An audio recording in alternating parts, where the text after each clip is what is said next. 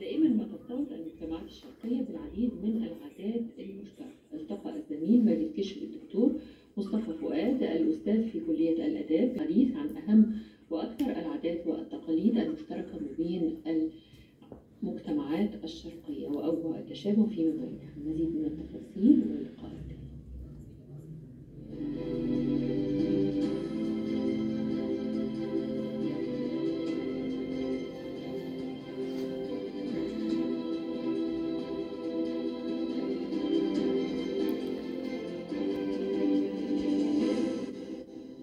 الأستاذ الدكتور مصطفى فؤاد الأستاذ بكلية الآداب جامعة دمنهور والمتخصص في اللغات الشرقية. أهلا بيك معنا دكتور. أهلا بسعادتك. أهلا بحضرتك.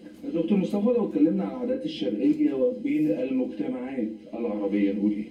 الحقيقة في تقارب كبير ما بين العادات والتقاليد ما بين مصر وبين الدول الشرقية يعني أو الدول العربية المحيطة بها.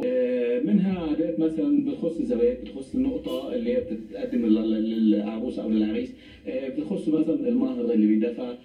ده جانب من جوانب. في جوانب تانية كتير. الاحتفال بالأعياد، احنا عندنا مثلا الأعياد الوطنية والأعياد الدينية، الاحتفال بيها بيبقى مشابه في بعض البلاد مع اختلافات طبعا ما بين بعض البلاد والأخرى. مثلا احتفال هنا في رمضان بشهر رمضان الكريم او شهر رمضان المبارك، احنا لسه طبعا خارجين منه. هناك برضه بيحتفلوا ببعض اكلات معينه مميزه ما بين مثلا لو اتكلمنا مثلا على تخصصي اكتر دوله تركيا بحكم ان انا درست التاريخ او الشعب دهوت كتير، فالشعب دهوت قريب جدا من العادات والتقاليد بتاعتنا.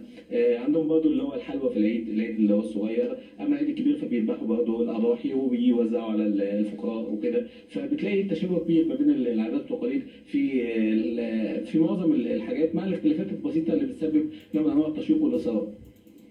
دكتور مصطفى، النهارده يعني هنقوله خلاص شم النسيم بكره، وعندنا احنا كمصريين عادات شرقيه وبنحب بقى الفسيخ والرنجه.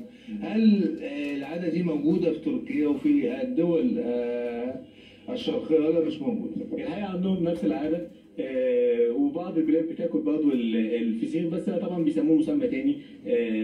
عندهم اللي هو السمك المملح دوت، بتبقى شيء مميز عندهم.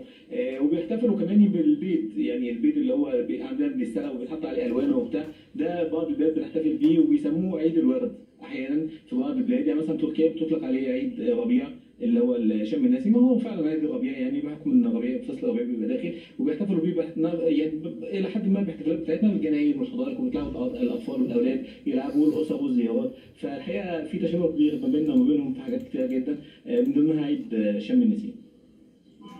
لو اهم السمات اللي هي نقدر نقول مشتركه بين الشعوب، يعني طبعا بحكم ان هي شرقيه فطبع الدين الى حد ما بيبقى غالب في الاحتفالات مثلا بالاعياد.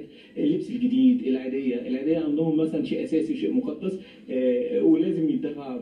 يعني الاب بيدي الاولاد العيديه في مبادئ مثلا او بدايه اليوم، يعني بعد الصلاه على طول بعد صلاه العيد. فمعظم الدول الشرقيه بتتبع نفس العاده دي، وعاده جميله طبعا بتفرح الاهل وبتفرح الاولاد، وبيبتدوا بقى يشتروا الحلوى ويشتروا الحاجات بالفلوس اللي بياخدوها من العيديه ديت.